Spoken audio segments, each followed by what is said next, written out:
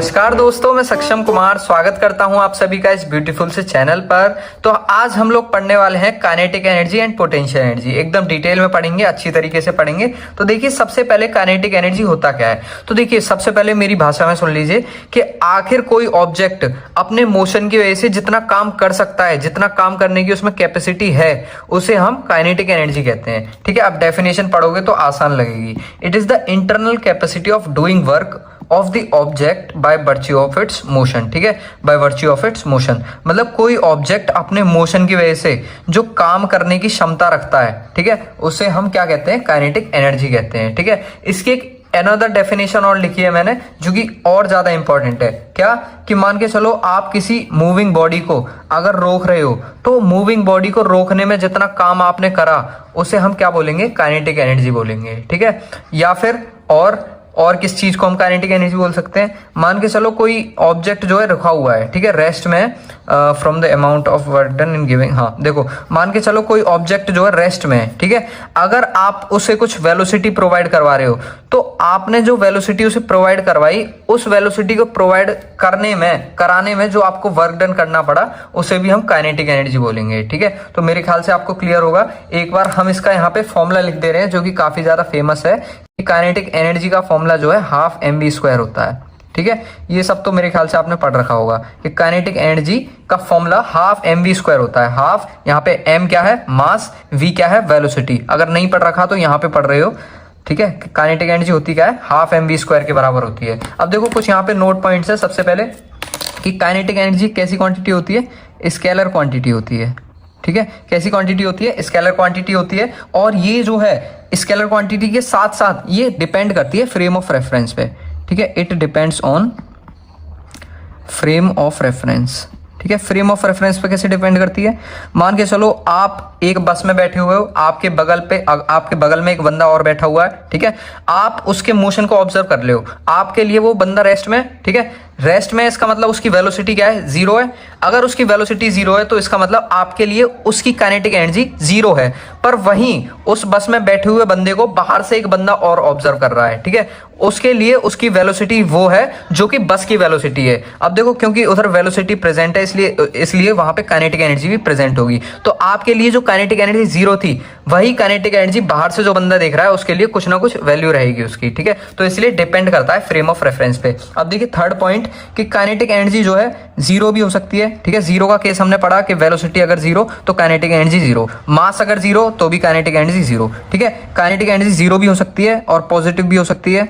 ठीक है, और नेगेटिव, बताओ नेगेटिव होगी कि नहीं होगी। देखो, मास कभी भी नेगेटिव पॉसिबल नहीं है। ठीक है, वेलोसिटी नेगेटिव हो सकती है, पर क्योंकि नेगेटिव का स्क्वायर वापस से क्या बन जाता है, पॉजिटिव बन जाता है। तो इसलिए हम यहाँ पे लिखते हैं कि kinetic energy can be 0 and positive, कभी भी नेगेटिव नहीं होगी काइनेटिक एनर्जी। तो मेरे ख्याल से यहाँ पे आपको काइनेटिक एनर्जी क्लियर हो चुकी होगी। अब देखिए, मेन इंपॉर्टेंट यहाँ पे रिलेशन हम पढ़ने वाले हैं काइनेटिक एनर्जी और मोमेंटम के बीच का। देखिए, एक टाइप से शॉर्ट डेरिवेशन है, एकदम अच्छे से समझते हुए चलते हैं। देखो, मैं यहाँ पे एक एक स्टेप्स लिखने वाला हूँ, जिससे कि आपको डेरिवेशन यहीं की यहीं याद हो जाएगी। काइनेटिक एनर्जी आप जानते हैं किसके बराबर होती है, हाफ mv² के बराबर होती है। ठीक है, इसका भी एक मेथड है, वो आप यहाँ पे समझ लीजिएगा। देखो, हाफ mv² होती है। अब कैसे भी करके मेरे को काइनेटिक एनर्जी और मोमेंटम के बीच का रिलेशन लाना है, मतलब मेरे को इस फॉर्मूले में कैसे भी करके मोमेंटम लाना है। तो आपको पता है कि मास इंटू वेलोसिटी मोमेंटम के बराबर होता है। ठीक है, पर यहाँ पे अगर मोमेंटम का स्क्वायर बन जाए तो और बढ़िया बात है, तो ऊपर नीचे आप मास से मल्टीप्लाई कर दो। ठीक है, मास से क्यों मल्टीप्लाई करा, क्योंकि यहाँ पे m² v² हो जाएगा। ठीक है, जिससे कि मोमेंटम का स्क्वायर लिख सकते हैं हम यहाँ पे। कैसे, काइनेटिक एनर्जी अभी किसके बराबर हो गई, हाफ। ठीक है, m इंटू m² v, और v का स्क्वायर पहले से ही है, अपॉन में मास एक ये वाला। ठीक है, ये वाला मास हमने लिख लिया। अब देखो, अब क्या करेंगे, काइनेटिक एनर्जी यहां से किसके बराबर आ गई, हाफ m² v²। देखो, मोमेंटम का फॉर्मूला आप लोग सब पढ़ के आ चुके हैं कि मास इंटू वेलोसिटी होता है, पर यहाँ पे मास इंटू वेलोसिटी का होल स्क्वायर है, तो इसलिए यहाँ पे हम मोमेंटम का स्क्वायर लिख सकते हैं। ठीक है, अपॉन में एक मास पहले से ही है, इसे लिख लेंगे। अब देखो, ये चीज आ चुकी है यहाँ पे। अब यहाँ पे हम क्या करेंगे कि काइनेटिक एनर्जी किसके बराबर होगी, इसके बराबर होगी। हमें क्या निकालना है, मोमेंटम निकाल लेंगे हम यहाँ से। मोमेंटम किसके बराबर आएगा, 2mk। ठीक है, ये क्रॉस मल्टीप्लाई करेंगे तो 2mk। अब देखो, मोमेंटम का स्क्वायर अगर हटाएंगे तो अंडर रूट लग जाएगा अदर साइड, तो ये आ जाएगा मोमेंटम बराबर अंडर रूट 2mk। ठीक है, m क्या है यहाँ पे, मास है। ठीक है, और K क्या है यहाँ पे, काइनेटिक एनर्जी है। तो यहाँ पे आप एक इंपॉर्टेंट रिलेशन ड्राइव कर चुके हैं और ये डेरिवेशन अक्सर एग्जाम्स में पूछी जाती है, अगर 5th चैप्टर आपके एग्जाम में आ रहा है तो काफी ज्यादा इंपॉर्टेंट डेरिवेशन है। इसी के साथ अब हम आगे मूव करते हैं वर्क एनर्जी थ्योरम पर। तो अब देखिए वर्क एनर्जी थ्योरम, ये एग्जाम के पर्सपेक्टिव से काफी ज्यादा इंपॉर्टेंट थ्योरम है, काफी ज्यादा इंपॉर्टेंट डेरिवेशन है, क्योंकि ये अक्सर एग्जाम में पूछ ली जाती है। तो देखिए वर्क एनर्जी थ्योरम आपसे सिर्फ इतना कहती है कि अगर किसी एक बॉडी पर कुछ नेट फोर्स लग रहा है, उस नेट फोर्स के द्वारा कुछ वर्क हो रहा है, वो वर्क हमेशा चेंज इन काइनेटिक एनर्जी के बराबर होगा। ठीक है, या फिर यहाँ पे मैं शॉर्ट में लिख सकता हूँ कि किसी फोर्स के द्वारा, किसी ऑब्जेक्ट पर किसी फोर्स के द्वारा कुछ अगर वर्क डन हो रहा है तो वो वर्क डन हमेशा चेंज इन काइनेटिक एनर्जी के बराबर होगा। ठीक है, अब देखिए इसका एक डेरिवेशन करने वाले हैं हम, वर्क एनर्जी थ्योरम का डेरिवेशन, जो कि अक्सर एग्जाम्स में पूछा जाता है। और ये प्रूफ, ये डेरिवेशन जो हम करने वाले हैं कांस्टेंट फोर्स के लिए करने वाले हैं। वेरिएबल फोर्स के लिए एक अलग से न्यूमेरिकल मैं आपको प्रोवाइड करवाऊंगा। देखिए कांस्टेंट फोर्स, अगर कांस्टेंट फोर्स है इसका मतलब एक्सेलरेशन क्या होगी, एक्सेलरेशन भी कांस्टेंट होगी, क्योंकि फोर्स बराबर एम ए होता है। ठीक है, मास हमेशा कांस्टेंट रहता है, अगर एक्सेलरेशन कांस्टेंट होगी जब ही फोर्स कांस्टेंट होगा। ठीक है, तो देखिए हम फॉर कांस्टेंट फोर्स के लिए प्रूव कर रहे हैं। अब इसके लिए, इस डेरिवेशन के लिए हम एक इक्वेशन पकड़ते हैं। कौन सी equation, third equation of motion, v square बराबर u स्क्वायर प्लस 2as। ठीक है, अब देखिए यहाँ पे कुछ स्टेप्स आपको फॉलो करने हैं। सबसे पहले आपको एक्सेलरेशन को चेंज करना है। कैसे करोगे, देखो v स्क्वायर किसके बराबर होता है, u स्क्वायर प्लस 2s। अब देखो u स्क्वायर प्लस 2, a की जगह क्या लिख सकते हो, अगर किसी ऑब्जेक्ट पर कांस्टेंट फोर्स लग रहा है तो f बराबर ma होता है। ठीक है, अब आपको a की जगह क्या लिखना है, f अपॉन m। ठीक है, ये कांस्टेंट है। ठीक है, एक्सेलरेशन यहाँ पे कांस्टेंट है, तो एक्सेलरेशन की वैल्यू फोर्स अपॉन मास के बराबर आ जाएगी। यहाँ पे हम पुट कर देंगे फोर्स अपॉन मास मल्टीप्लाई में डिस्प्लेसमेंट। v स्क्वायर किसके बराबर आ जाएगा, u स्क्वायर प्लस, ठीक है, अब देखो यहाँ पे 2fs अपॉन में m है। ठीक है, तो fs को आप क्या लिख सकते हो, वर्क लिख सकते हो। ठीक है, फोर्स इंटू डिस्प्लेसमेंट वर्क के बराबर होता है, तो 2 मल्टीप्लाई में w, ठीक है, अपॉन में m, ये आपका हो गया। अब देखिए u स्क्वायर को v स्क्वायर के पास ले जाइए, तो v square minus u square बराबर किसके हो जाएगा, 2wm के। ठीक है, अब देखो क्योंकि m यहाँ डिवाइड में, हम यहाँ पे m जो है मल्टीप्लाई में ले जा सकते हैं। ठीक है, 2 यहाँ पे मल्टीप्लाई में, m हम 2 ये जो है हमें यहाँ पे डिवाइड में ला सकते हैं, तो यहाँ पे डिवाइड में लाए और ये किसके बराबर हो गया, वर्क के बराबर हो गया। ठीक है, अब वर्क का फॉर्मूला अगर खोलेंगे तो किसके बराबर हो जाएगा, m v स्क्वायर, ठीक है, मल्टीप्लाई कर दिया, माइनस m u स्क्वायर। ठीक है, 2 को होल में डिवाइड कर दिया, ये होल हो गया इसका। ठीक है, अब देखो इसे आप क्या लिख सकते हो, M V square by 2 minus M U square by 2। ठीक है, अब आप यहाँ पे देख पा रहे होंगे कि वर्क डन कुछ नहीं किसके बराबर आ गया, हाफ एम वी स्क्वायर मतलब कि final kinetic energy, minus half M U square मतलब कि इनिशियल काइनेटिक एनर्जी। मतलब ओवरऑल जो वर्क डन है वो किसके बराबर आ गया, चेंज इन काइनेटिक एनर्जी के बराबर आ गया। और वही चीज हमें यहाँ पे प्रूव करनी थी, देख सकते हैं हम कि वर्क डन हमें चेंज इन काइनेटिक एनर्जी के बराबर लाना था। तो मेरे ख्याल से आपको यहाँ तक क्लियर होगा। अब देखिए आगे क्या चीजें लिखी हुई हैं। देखिए अगर वेलोसिटी कांस्टेंट होगी तो एक्सेलरेशन हम 0 बोल सकते हैं, और अगर एक्सेलरेशन 0 है इसका मतलब यहाँ पे फोर्स भी क्या है, 0 है, क्योंकि फोर्स बराबर ma होता है। ठीक है, फोर्स 0 है। अगर फोर्स 0 है तो इसका मतलब यहाँ पे वर्क भी 0 हो रहा है। ठीक है, वर्क 0 हो रहा है। अब इस चीज को मैं काइनेटिक एनर्जी के बिहाफ पे निकाल के दिखाता हूं आपको कैसे। मान के चलो अगर कोई बॉडी जो है वेलोसिटी किसी ऑब्जेक्ट की कांस्टेंट है, इसका मतलब यहाँ पे हम लिख सकते हैं वेलोसिटी अगर कांस्टेंट है तो इसका मतलब इनिशियल वेलोसिटी और फाइनल वेलोसिटी बराबर है। ठीक है, मतलब कोई बॉडी अपनी वेलोसिटी को चेंज ही नहीं कर रहा, इसलिए हम u बराबर v लिख सकते हैं। ठीक है, अब देखो यहाँ पे अगर आप इस फॉर्मूले में पुट करोगे वर्क डन के फॉर्मूले में, ठीक है, जो कि half M V square minus half M U square होता है, हाफ एम यू स्क्वायर। अगर आप यहाँ पे पुट करोगे u की जगह आप v अगर लिख दोगे तो इस इक्वेशन से ये इक्वेशन कट जाएगी और वर्क फिर भी आपका क्या आएगा, 0 आएगा। ये चीज मैंने आपको इस फॉर्मूले से प्रूव करके दिखाई है। ठीक है, अब देखो सेकंड पॉइंट यहाँ पे इंपॉर्टेंट क्या है कि काइनेटिक एनर्जी अगर डिक्रीज हो रही है, ठीक है, काइनेटिक एनर्जी अगर डिक्रीज हो रही है, इसका मतलब काइनेटिक एनर्जी कब डिक्रीज होगी, जब आपकी इनिशियल वेलोसिटी ज्यादा होगी और फाइनल वेलोसिटी कम होगी। तो यहाँ पे हम लिख ले रहे हैं कि अगर u ज्यादा होगा v से, ठीक है, अगर u ज्यादा होगा v से मतलब काइनेटिक एनर्जी अगर डिक्रीज करेगी, काइनेटिक एनर्जी का चेंज जो है अगर वो नेगेटिव में आएगा, तो इसका मतलब हम यहाँ पे कह सकते हैं कि आपका जो वर्क डन होगा वो भी कैसा आएगा, नेगेटिव आएगा। ठीक है, और वर्क डन अगर नेगेटिव आएगा इसका मतलब वहां पे जो फोर्स हो जाएगा वो क्या हो जाएगा, नेगेटिव हो जाएगा। अगर फोर्स नेगेटिव तो यहाँ पे एक्सेलरेशन जो है वो किसकी तरफ दिखा रहा है, रिटार्डेशन की तरफ दिखा रहा है। ठीक है, यहाँ पे क्या हो रहा है, रिटार्डेशन हो रहा है।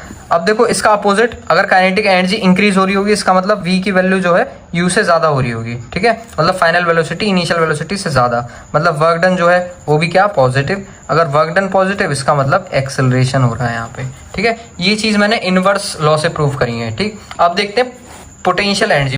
तो अब देखिए पोटेंशियल एनर्जी, पोटेंशियल एनर्जी एक वो टाइप ऑफ एनर्जी है जो कि किसी एक ऑब्जेक्ट में जब होती है जब वो एक ऑब्जेक्ट पोजीशन पे बैठा हो या फिर किसी एक हाइट को एक्वायर करे हुए हो relative to a reference point, ठीक है। अगर मैं आसान भाषा में कहूं तो पोटेंशियल एनर्जी एक स्टोर्ड एनर्जी होती है, ठीक है। कब स्टोर, मतलब कौन सी स्टोर्ड एनर्जी होती है, जो कि वेटिंग टू बी रिलीज होती है। जैसे कि मैंने एक स्प्रिंग को अगर खींचा, ठीक है, अगर मैं एक स्प्रिंग को खींच रहा हूं तो उसमें एक एनर्जी स्टोर्ड हो जाएगी। क्यों स्टोर्ड हो जाएगी, क्योंकि वो वेटिंग टू बी रिलीज्ड है, ठीक है। वो स्टोर्ड एनर्जी को हम क्या बोलेंगे, पोटेंशियल एनर्जी बोलेंगे, ठीक है। ये आसान डेफिनेशन मेरे ख्याल से आपको क्लियर होगी। अब देखिए मैं क्या कर रहा हूँ, एक एग्जांपल की मदद से आपको पोटेंशियल एनर्जी को और क्लियर करने की कोशिश करता हूँ। यहाँ पे मैंने बॉल पकड़ रखी है, ठीक है, आप मेरा ही एग्जाम्पल लेना। ये रेफरेंस लाइन मैंने जमीन को मान लिया है, ठीक है। जमीन पे खड़ा होके मैंने हाथ को थोड़ा सा ऊपर रख के एक बॉल को छोड़ने की कोशिश कर रहा हूँ। अब देखो क्योंकि वो ball ready to be released है, इसलिए उसके अंदर कुछ ना कुछ एनर्जी स्टोर होगी। तो वो एनर्जी जो स्टोर है उसमें, उसे हम पोटेंशियल एनर्जी बोलेंगे, ठीक है। अब देखो हाइट पर पोटेंशियल एनर्जी निकालने का, किसी भी एक हाइट पर पोटेंशियल एनर्जी निकालने का एक फॉर्मूला होता है, पोटेंशियल एनर्जी बराबर mgh, mass into acceleration due to gravity into my height, ठीक है। तो अगर मेरे को इस ऑब्जेक्ट का पोटेंशियल एनर्जी निकालनी हो, मान के चलो कुछ u1 पोटेंशियल एनर्जी आ रही है, किसके बराबर, mgh1 के बराबर, ठीक है। अब इस सेम ऑब्जेक्ट को मैं पहाड़ पे चढ़ के ड्रॉप कर रहा हूं, अगर उस पहाड़ की लंबाई जो है h2 के बराबर है, ठीक है। तो इस पॉइंट पर अगर उसकी पोटेंशियल एनर्जी मैं आपसे पूछूं तो वो u2 कुछ आ रही है, किसके बराबर आएगी, mg मल्टीप्लाई में h2, ठीक है। अब अगर मैं आपसे पूछना चाहूं, क्योंकि h2 जो है h1 से ज्यादा है, तो पोटेंशियल एनर्जी किस ऑब्जेक्ट की ज्यादा होगी, आप सिंपली बता देंगे कि u2 की जो पोटेंशियल, मतलब u2 जो पोटेंशियल एनर्जी है वो u1 से ज्यादा है। क्यों ज्यादा है, तो m2 जो मास यहाँ पे मैं जो खड़ा होके जो छोड़ रहा हूँ बॉल को, उस केस में जो है हाइट ऑब्जेक्ट की क्या है, ज्यादा है, इसलिए पोटेंशियल एनर्जी उस ऑब्जेक्ट की ज्यादा है, ठीक है। अब देखो कुछ नोट पॉइंट्स में यहाँ पे लिखने वाला हूँ। सबसे पहला कि पोटेंशियल एनर्जी कैसी क्वांटिटी होती है, स्केलर क्वांटिटी होती है, ठीक है। अब देखो मैंने आपको पीछे पढ़ाया था कि काइनेटिक एनर्जी पॉजिटिव हो सकती है और जीरो हो सकती है, पर कभी नेगेटिव नहीं हो सकती।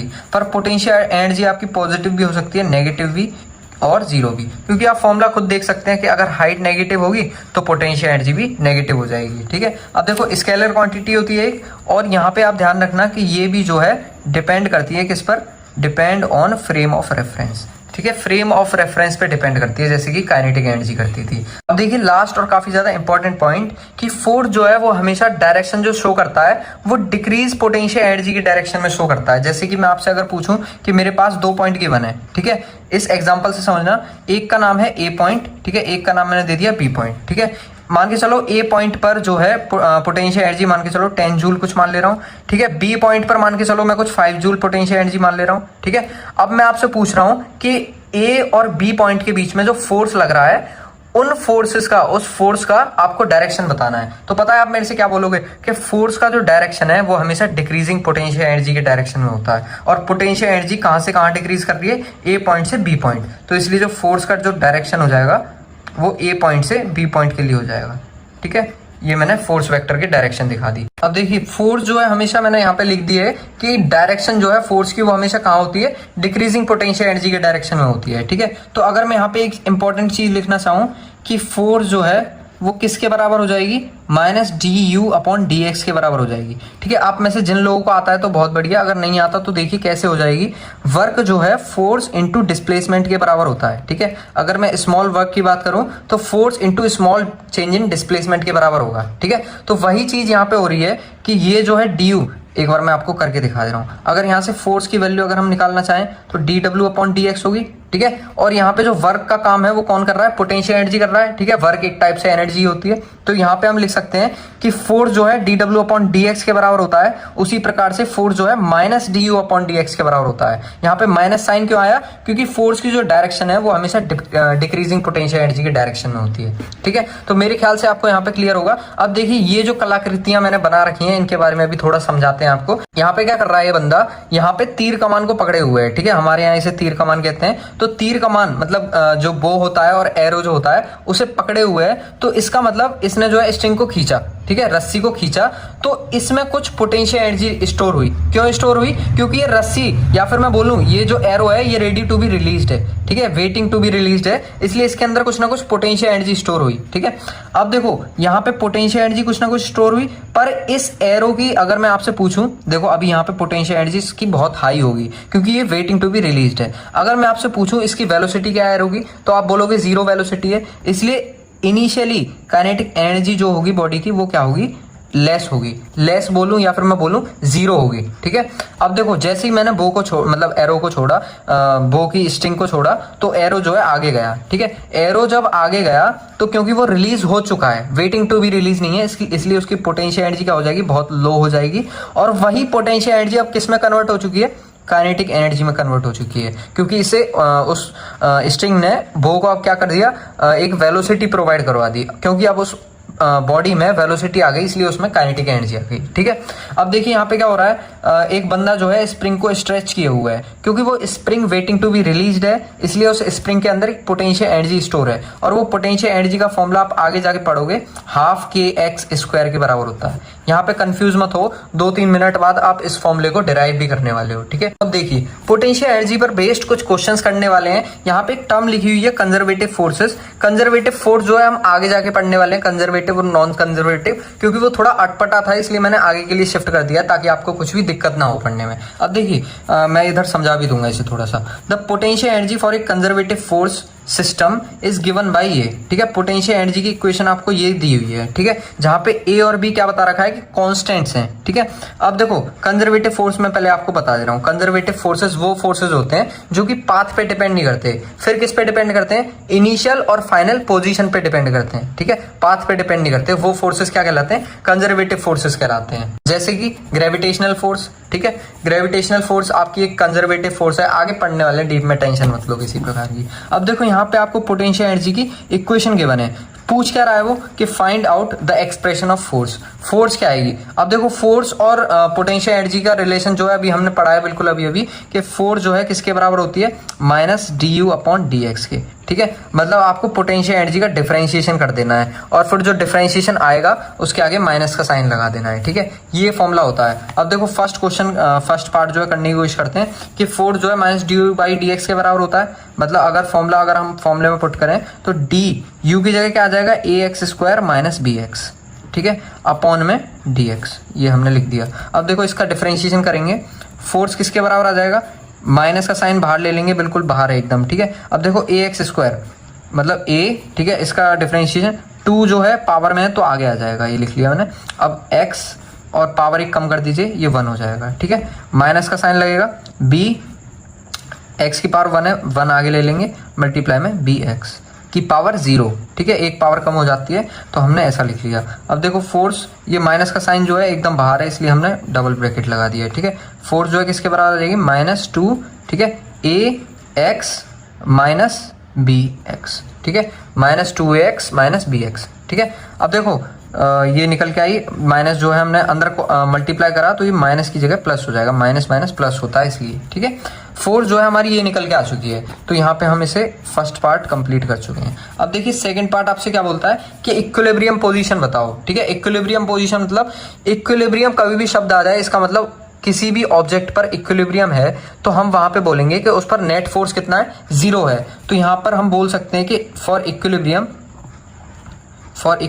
पोजीशन, ठीक है, for equilibrium position F net किसके बराबर हो जाएगा? 0 के बराबर। और एफ नेट हम यहाँ पे निकाल चुके हैं तो हम यहाँ पे लिख सकते हैं कि एफ नेट, या फिर मैं बोलूँ -2ax + bx किसके बराबर हो जाएगा? यहाँ 0 के बराबर हो जाएगा, ठीक है। तो यहाँ पे अगर इसे फर्दर सॉल्व करेंगे तो -2ax - bx के बराबर, माइनस से माइनस काट देंगे, ठीक है। अब हमें पोजीशन निकालनी है, ठीक है, पोजीशन निकालनी है, इसका मतलब x की वैल्यू निकालनी है। तो x की वैल्यू यहाँ से क्या आ जाएगी? bx/2a। अब देखिए क्योंकि पीछे यहाँ पे x की पावर 0 थी, वो हमने थोड़ा ध्यान नहीं दिया, तो इसका मतलब यहाँ पे x की पावर 0 की जगह क्या आ जाएगा? 1 आ जाएगा। तो यहाँ पे हम कर ले रहे हैं x की पावर 0, x की पावर 0, x की पावर 0, ठीक है। तो यहाँ पे अगर हमें x की वैल्यू निकालनी है तो किसके बराबर आ जाएगी? b × में 1, ठीक है, अपॉन में 2a। तो x की वैल्यू मतलब मैं बोलूँ पोजीशन, इक्विलिब्रियम पोजीशन क्या आ चुकी है हमारी, b/2a के बराबर आ चुकी है। ठीक है, अब हमें पोटेंशियल एनर्जी फाइंड करनी है इक्विलिब्रियम पे क्या होगी, कि पोटेंशियल एनर्जी का फॉर्मूला या फिर मैं बोलूँ इक्वेशन हमें गिवन है ax² - bx। ठीक है, इक्विलिब्रियम पे हमें फाइंड करनी है। ठीक है, इसका मतलब x की वैल्यू आप क्या पुट करोगे, b/2a पुट करोगे। ठीक है, करते हैं। u बराबर यहाँ से किसके हो जाएगा, a b/2a का whole square minus b b/2a। ठीक है, अब इसे फर्दर सॉल्व करेंगे तो u की वैल्यू क्या हो जाएगी, a b²/2a मतलब 4a का स्क्वायर। ठीक है, माइनस b²/2a। ठीक है, यहाँ से कुछ कट रहा है, a² एक a काट दे रहे हैं। ठीक है, तो अब देखिए u जो है यहाँ से किसके बराबर आ जाएगा, b²/4a माइनस b²/2a। ठीक है, अब यहाँ से हम LCM ले सकते हैं, u जो है किसके बराबर हो जाएगा, b² माइनस b²।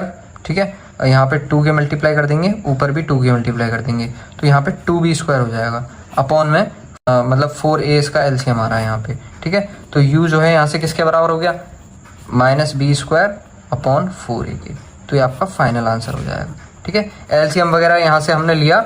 देखिए हम पे यहाँ पे क्या करा हमने कि x जो हमारी इक्विलिब्रियम पोजीशन निकल के आ रही थी, ठीक है, वो हमने इसके पोटेंशियल एनर्जी के फॉर्मूले में पुट कर दी। ठीक है, तो पोटेंशियल एनर्जी हम सॉल्व करते करते माइनस b²/4 आ गए। ठीक है, तो मेरे ख्याल से आपको थोड़ा सा अटपटा क्वेश्चन लगा होगा क्योंकि असलियत में है भी। ठीक है, पर ये काफी ज्यादा इंपॉर्टेंट क्वेश्चन है क्योंकि अक्सर ये चीज पूछी जाती है। ठीक है, जो इस टाइप की डेरिवेशन टाइप के क्वेश्चन होते हैं ना, अक्सर पूछ लिए जाते हैं एग्जाम में। अब देखिए ट्रांसलेशनल इक्विलिब्रियम काफी ज्यादा बढ़िया टॉपिक है। तो देखिए ट्रांसलेशनल इक्विलिब्रियम क्या होता है, ऐसा इक्विलिब्रियम जिसमें कि नेट फोर्स सिस्टम की क्या होती है, 0 होती है, उसे हम ट्रांसलेशनल इक्विलिब्रियम कहते हैं। ठीक है, अगर एफ नेट की वैल्यू 0, ठीक है, हमने बोला नेट फोर्स क्या होती है, 0 होती है, इसका मतलब एफ नेट 0। अगर एफ नेट 0 इसका मतलब माइनस du/dx जो अभी हम पढ़ के आ चुके हैं वो किसके बराबर, 0 के बराबर। ठीक है, इसका मतलब पोजीशन के साथ जो पोटेंशियल एनर्जी चेंज हो रही है वो 0 के बराबर है। ठीक है, अब यहाँ पे माइनस साइन लिखो मत लिखो, बात वही है, तो यहाँ पे लिख सकते हैं कि du/dx इसके बराबर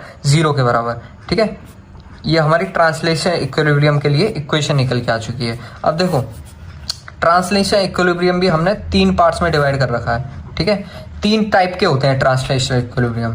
देखो सबसे पहले जो हम पढ़ते हैं वो पढ़ते हैं u बराबर कांस्टेंट के लिए। ठीक है, u अगर कांस्टेंट होगा, u अगर मैक्सिमम होगा और u अगर मिनिमम होगा। ठीक है, ये 3 टाइप्स हैं आपके, मतलब ट्रांसलेशन इक्विलिब्रियम में u अगर कांस्टेंट होगा तो उसे हम क्या बोलेंगे, u अगर मैक्सिमम होगा, पोटेंशियल अगर एनर्जी अगर मैक्सिमम होगी तो उसे हम क्या बोलेंगे, u अगर मिनिमम होगा तो उसे क्या बोलेंगे, ये हम पढ़ने वाले हैं। तो देखिए अगर पोटेंशियल एनर्जी कांस्टेंट होगी तो वहां पे जो आपका इक्विलिब्रियम होगा वो कैसा होगा, न्यूट्रल होगा। अभी मैं आपको समझाऊंगा अभी इसे एग्जांपल के साथ। ठीक है, अगर पोटेंशियल एनर्जी कांस्टेंट है तो इक्विलिब्रियम कैसा होगा, न्यूट्रल होगा। अगर पोटेंशियल एनर्जी मैक्सिमम है तो आपका इक्विलिब्रियम जो हो जाएगा वो कैसा हो जाएगा, अनस्टेबल हो जाएगा। ठीक है, अनस्टेबल इक्विलिब्रियम हो जाएगा। अगर पोटेंशियल एनर्जी मिनिमम है तो बहुत बढ़िया स्टेबल इक्विलिब्रियम आपको मिल जाएगा। ठीक है, अब ये कैसे मिलेगा वो चीज़ हम पढ़ने वाले हैं कुछ डायग्राम की मदद से। देखिए मान के चलिए एक सरफेस है, एक बॉल रखी है, इस पे मैंने इस पे फोर्स लगाया। ठीक है, बॉल पे फोर्स लगाया, उसने कुछ डिस्प्लेसमेंट करा। डिस्प्लेसमेंट करने के बाद अब देखिए क्योंकि फोर्स लगाने के बाद डिस्प्लेसमेंट हुआ, इसका मतलब यहाँ पे कुछ वर्क हुआ होगा। ठीक है, और वो वर्क किसके बराबर हो जाएगा, चेंज इन काइनेटिक एनर्जी के। और वही change in kinetic energy ball रुकने के बाद किस में तब्दील हो जाएगी, पोटेंशियल एनर्जी में तब्दील हो जाएगी। ठीक है, अब देखिए यहाँ पे जो पोटेंशियल एनर्जी होगी वो कैसी होगी, कांस्टेंट होगी। क्यों, क्योंकि जब बॉल रुकी हुई थी, जब भी उसमें कुछ पोटेंशियल एनर्जी स्टोर थी, अब वर्क जब हमने कर लिया फिर से बॉल रुक गई, अब भी कुछ पोटेंशियल एनर्जी स्टोर है, तो वो पोटेंशियल एनर्जी सेम होंगी क्योंकि वेलोसिटी वहां पे कुछ भी नहीं है। ठीक है, अब देखिए अगर मैं बात करूं, अगर पोटेंशियल एनर्जी आपकी मैक्सिमम होगी तो अनस्टेबल इक्विलिब्रियम कैसे होगा। मान के चलो मैं एक हाइट पे ले जाके इसी सेम बॉल को रख दे रहा हूँ। ठीक है, मैंने एक हाइट पर ले जाके रख दी।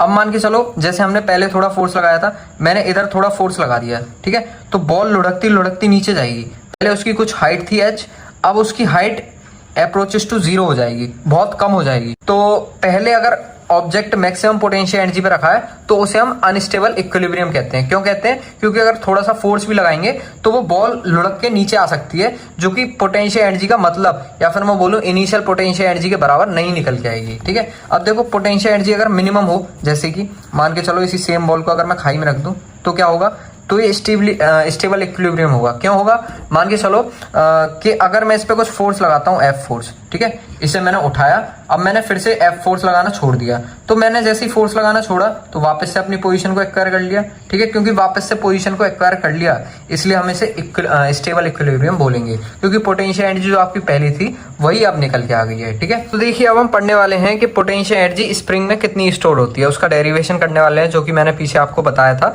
कि आगे हम उसे डिराइव करेंगे। तो वो पल अब आ चुका है कि अब हम स्प्रिंग में कितनी पोटेंशियल एनर्जी स्टोर होती है उसे हम डिराइव करने वाले हैं। मान के चलो इस स्प्रिंग की कुछ पोजीशन पहले 0 थी, ठीक है, 0 पोजीशन पे पहले बैठा हुआ था। अब क्या करा, मैंने इस पे फोर्स लगाई एक अंदर की तरफ, ठीक है, फोर्स लगाने के बाद मैंने इसे कंप्रेस कर दिया, ठीक है, तो कंप्रेस कर दिया तो इसके डिस्प्लेसमेंट हुई होगी कुछ, तो उसे हम स्मॉल चेंज इन डिस्प्लेसमेंट बोलेंगे, ठीक है। अब देखो इसकी जो डिस्प्लेसमेंट जो चेंज हुई है वो एक फोर्स लगाने के बाद हुई है, ठीक है, तो यहाँ पे फोर्स मैं यहाँ पे F दिखा दे रहा हूँ, ठीक। अब देखो ये जो फोर्स होगा जो कि स्प्रिंग को कंप्रेस कर रहा है इसे हम स्प्रिंग फोर्स बोलेंगे, ठीक है। अब देखो आप पहले ही पढ़ के आ चुके हैं कि स्प्रिंग फोर्स की जो वैल्यू होती है वो kx के बराबर होती है, ठीक है। k यहाँ पे क्या होता है, स्प्रिंग कांस्टेंट होता है। अब देखो मान के चलो मैंने एक स्मॉल डिस्प्लेसमेंट करी है, तो अब मेरे को अगर वर्क डन निकालना है तो मैं एक स्मॉल वर्क डन निकालूंगा जो किसके बराबर आ जाएगा, स्प्रिंग फोर्स मल्टीप्लाई में dx, small change in displacement, ठीक है। अब देखो वर्क डन मेरे को निकालना है तो मैं इसे इंटीग्रेट कर दूंगा, तो इंटीग्रेट करने के बाद जो वर्क निकल के आएगा वो किसके बराबर आएगा, यहाँ पे ये लिखेंगे हम Fs की वैल्यू क्या, kx, ठीक है, डॉट dx, इसे मेरे को इंटीग्रेट करना है, तो वर्क किसके बराबर आ जाएगा, k एक टाइप से कांस्टेंट है, बाहर ले लेंगे, इंटीग्रेशन किसका करना है, x डॉट dx, ठीक है, वर्क किसके बराबर आ जाएगा, x की जगह क्या पुट करोगे आप, x का इंटीग्रेशन हो जाएगा x स्क्वायर बट्टे में 2, ठीक है। तो यहाँ से आप देख सकते हैं हाफ kx स्क्वायर के बराबर यहाँ पे वर्क निकल के आ चुका है, और यही वर्क किसके बराबर हो जाएगा, पोटेंशियल एनर्जी के, क्योंकि आप पढ़ चुके हैं कि वर्क एक टाइप से एनर्जी होती है, ठीक है। तो एनर्जी स्टोर्ड इन स्प्रिंग किसके बराबर आ रही है, हाफ के एक्स स्क्वायर के, ठीक है। मेरे ख्याल से आपको ये डेरिवेशन क्लियर होगा, काफी आसान तरीके से हम यहाँ पे कर चुके हैं। अब देखिए law of conservation of energy पढ़ने वाले हैं हम। आपने जैसे law of conservation of mass तो बचपन में पढ़ा ही होगा, उसी प्रकार से हम law of conservation of energy पढ़ने वाले हैं। ये लॉ आपसे कहता क्या है कि एनर्जी कभी भी खत्म नहीं होती, कभी भी ना हम एनर्जी को बना सकते और ना ही हम उसे डिस्ट्रॉय कर सकते, ठीक है। हम क्या कर सकते हैं एनर्जी का, हम उसे एक फॉर्म से दूसरे फॉर्म में कन्वर्ट कर सकते हैं, ठीक है, जो कि हम कन्वर्जन पहले पढ़ के आ चुके हैं, ठीक है। अब देखिए कैसे कन्वर्ट कर सकते हैं, मान के चलो वही एग्जांपल लेते हैं कि फोन, मोबाइल फोन क्या करता है, हमारे द्वारा साउंड प्रोड्यूस किए हुए साउंड को, साउंड एनर्जी को, ठीक है, किस में तब्दील कर देता है, इलेक्ट्रिकल एनर्जी में। तो वो चीज हम किस में पढ़ रहे हैं, law of conservation of energy में पढ़ रहे हैं, ठीक है। फिर से एक बार मैं डेफिनेशन पढ़ दे रहा हूं कि energy can neither be created nor be destroyed, it can only be converted from one form to another, ठीक है। ये जो है कभी भी डिस्ट्रॉय नहीं कर सकते हम एनर्जी को, कभी हम बना नहीं सकते एनर्जी, हम बस उसे एक फॉर्म से दूसरे फॉर्म में कन्वर्ट कर सकते हैं, ठीक है। अब देखिए आप सोच रहे होंगे भैया हम उसे क्रिएट कैसे नहीं कर सकते, जैसे कि हम पावर प्लांट वगैरह उसमें भी तो क्रिएट करते हैं। भाई उसमें हम करते क्या है, हम न्यूक्लियर एनर्जी को कन्वर्ट करते हैं इलेक्ट्रिकल एनर्जी में, ठीक है। हम उधर भी कन्वर्जन कर रहे होते हैं, ना कि हम एनर्जी क्रिएट कर रहे होते हैं। एनर्जी हम कभी भी क्रिएट तो कर ही नहीं सकते। अब देखो law of conservation of mechanical energy, तो देखिए उसके लिए सबसे पहले आपको मैकेनिकल एनर्जी पता होना चाहिए। तो मैकेनिकल एनर्जी होता क्या है, मैकेनिकल एनर्जी एक टाइप से पोटेंशियल एनर्जी और काइनेटिक एनर्जी का सम होता है, ठीक है। अब देखो इसका कन्वर्जन कंजर्वेशन आपसे कहता क्या है कि under the effect of conservative force, ठीक है। कंजर्वेटिव फोर्स मैंने आपको बताया जैसे ग्रेविटेशन फोर्स, ठीक है, जो कि पोजीशन पे डिपेंड करती है, पाथ पे डिपेंड नहीं करती, ठीक है।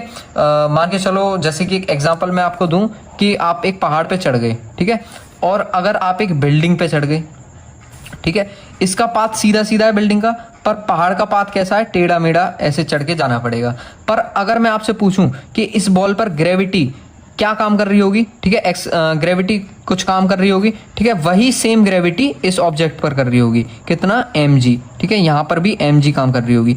पाथ दोनों का अलग अलग है, पर क्योंकि पोजीशन सेम है, हाइट सेम है, इसलिए जो ग्रेविटेशनल फोर्स जो है यहाँ पर वो क्या जो पोजीशन पे डिपेंड कर रही है, ठीक है। तो इसलिए हम ग्रेविटेशनल फोर्स को यहाँ पे क्या बोल रहे हैं, कंजर्वेटिव फोर्स बोल रहे हैं। मेरे ख्याल से अब आपको क्लियर भी हो चुका होगा। अब देखिए यहाँ पे under the effect of conservative force mechanical energy of system always remains constant, या फिर मैं बोलूँ कंजर्वेटिव फोर्स जब भी काम कर रहा हो किसी ऑब्जेक्ट पर, तो उस ऑब्जेक्ट की मैकेनिकल एनर्जी जो है हमेशा क्या रहती है, कंजर्व रहती है, ठीक है। इसे हम law of conservation of mechanical energy भी कहते हैं। तो मतलब मैकेनिकल एनर्जी जो है वो क्या रहेगी, कांस्टेंट रहेगी, तो मेरे ख्याल से यहाँ पे आपको क्या हो चुका है, क्लियर हो चुका है। अब देखिए मान के चलिए अगर नॉन कंजर्वेटिव फोर्स प्रेजेंट है तो उस समय हम क्या बोलेंगे, अगर नॉन कंजर्वेटिव फोर्स प्रेजेंट है तो उस समय हम बोल सकते हैं कि work done due to non conservative force हमेशा किसके बराबर होगा, 0 के बराबर होगा, हम ऐसा बोल सकते हैं। ठीक है, अगर नॉन कंजर्वेटिव फोर्स प्रेजेंट है तो वहां पे जो वर्क हो रहा होगा, ठीक है, मान के चलिए जैसे एक इस ऑब्जेक्ट पर फ्रिक्शन काम कर रहा है। ठीक है, फ्रिक्शन एक टाइप से नॉन कंजर्वेटिव फोर्स होता है।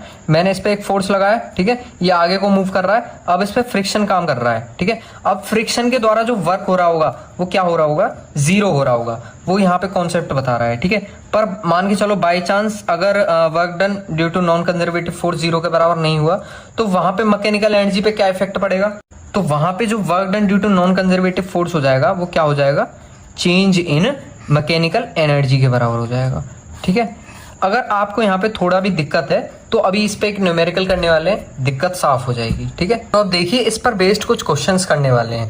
पहला क्वेश्चन आपसे ये कहता है कि एक 5 kg की बॉल है, when falls through a height of 20 metre acquires a speed of 10 metre per second.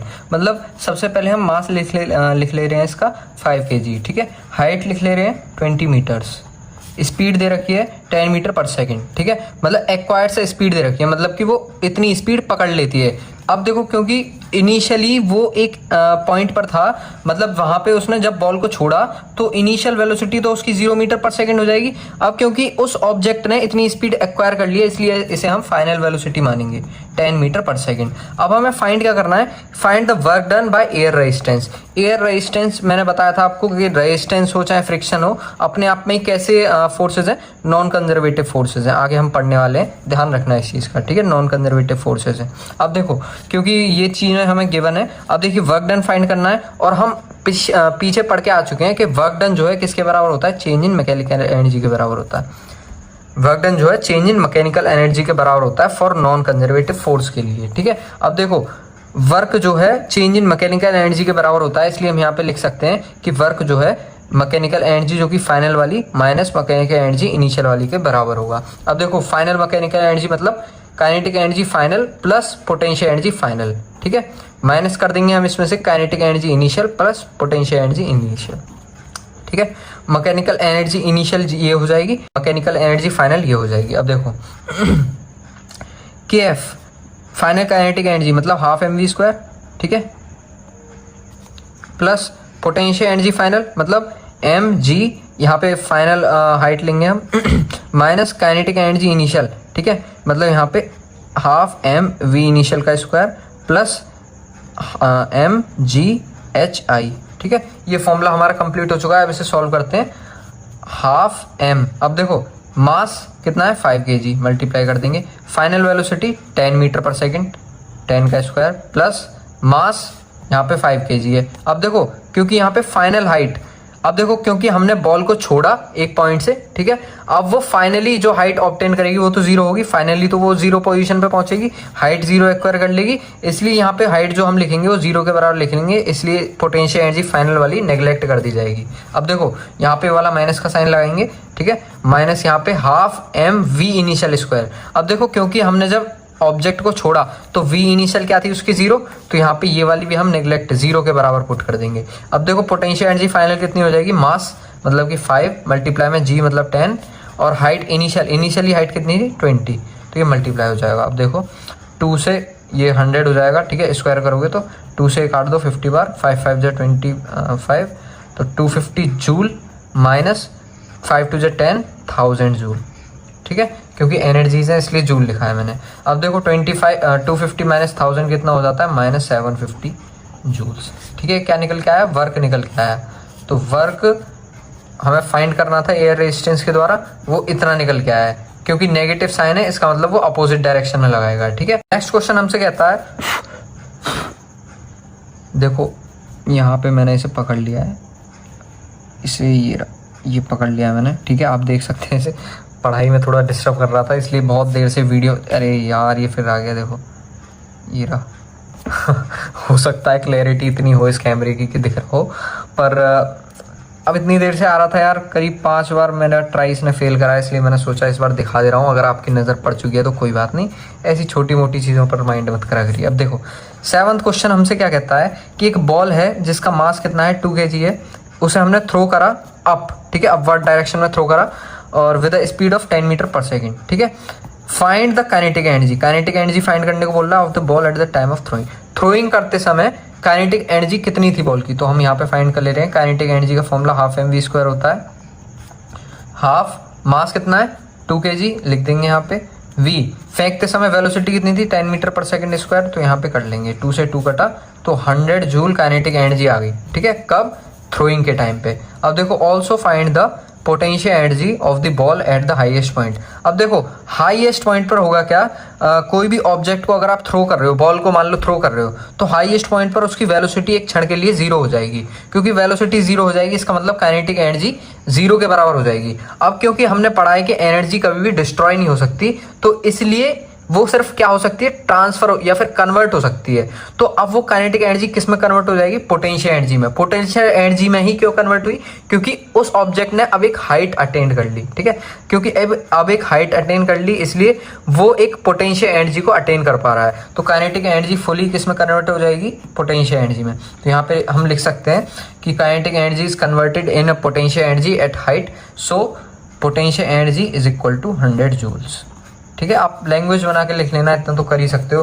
क्योंकि मैं तो ये मानता हूँ कि अंग्रेजी आपकी मेरे से ज़्यादा स्ट्रांग होगी। तो आशा करता हूँ कि आपको पूरा लेक्चर समझ आया होगा। अगर ऐसा है तो एक प्यारा सा कमेंट छोड़ के जाइए, क्योंकि आपका एक कमेंट मेरे लिए स्ट्रेंथ बन जाता है, वो मेरे लिए मोटिवेशन बन जाता है अगली वीडियोज़ लाने के लिए। जब तक के लिए धन्यवाद।